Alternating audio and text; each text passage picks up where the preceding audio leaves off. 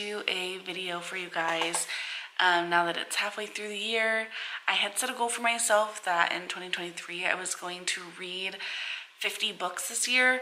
We are a little bit more than halfway through the year now, and I am a couple books ahead of schedule for finishing my goal. And I just wanted to go through and say my top 5 favorite books from this year. Right now, it seems that I am enjoying a lot of Victorian England style books.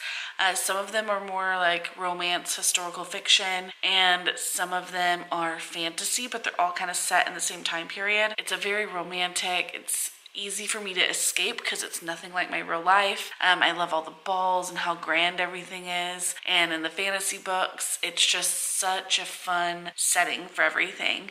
I really enjoy it. Well, the first book that is in my top 5, none of these are in order. I just kind of picked 5 of my favorites from this year so far. The first one I'm talking about is An Offer from a Gentleman. It is from the Bridgerton series, and it's Benedict's book. It is sort of like a Cinderella story. I picked up and read the entire book all in one day, and I work and take care of my toddler, so I just was able to read the entire thing in between, like before she woke up, during her naps, and after she went to bed. So it was a really great book. The end was super suspenseful, kind of predictable, but it was very good. I really enjoyed it. It's about Sophie, and I love her love for Benedict, and I love that Benedict is pretty clueless for the majority of the book, which is just so typical of him.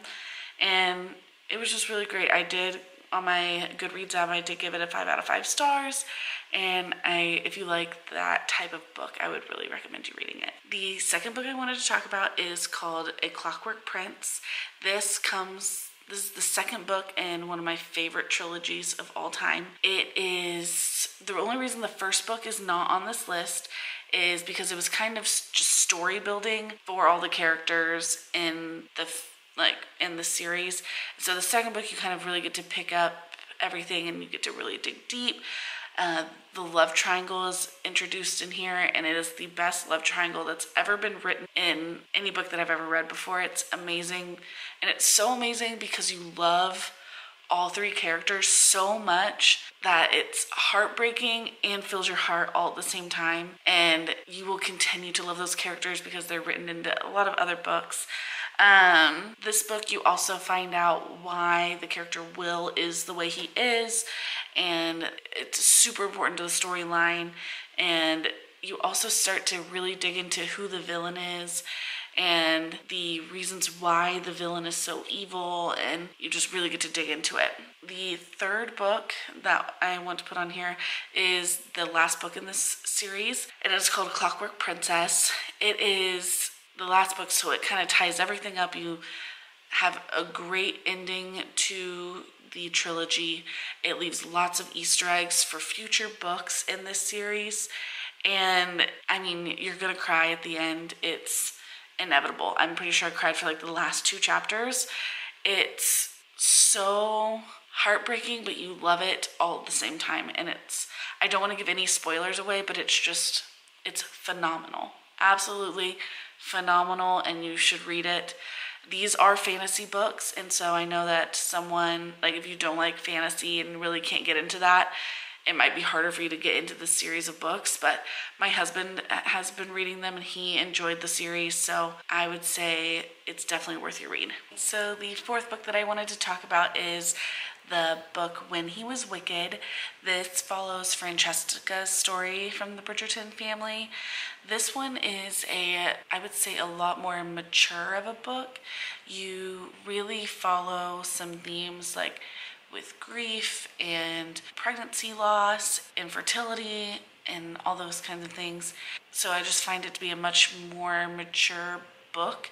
It also deals with like falling in love after loss, and it is just much more of a heavy book than most of the other Bridgerton ones, but I found it refreshing because it wasn't as predictable and it really tugged at my heartstrings. This was another one of them that I picked up and finished the entire book in one day. It was very good. I really enjoyed this book. Francesca's personality is she's a lot more of a spitfire and a lot more like Eloise than I expected, and so I just really enjoyed getting to know her as a character because you really didn't get to know her in many of the The last book that I have on this list is, and again, I did not rank them. This is just the order that I put them in. I couldn't have probably ranked them because they're all so amazing.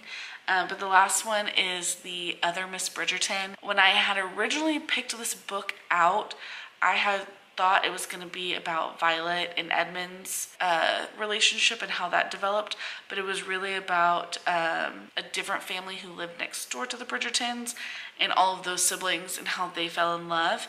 And this book I liked a lot because it took place on a boat, which was kind of interesting. I really liked how the change of scenery and the relationship between the two, because most at that time, like, people who were like captains of boats, like, they were not seen as like gentlemen, and because the way he treated her was really nice, and they ended up falling in love on this boat, and she didn't even really know his real identity for a long time.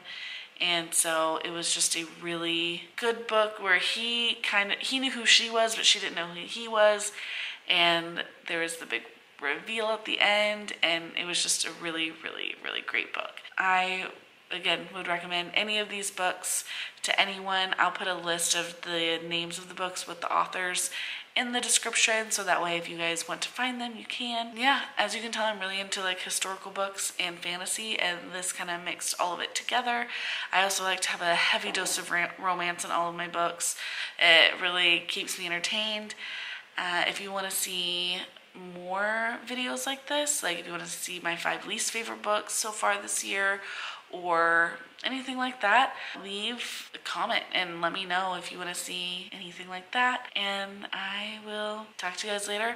Also, give us a follow or subscribe to our channel because it really helps our page grow and we can continue to make more content. So talk to you later.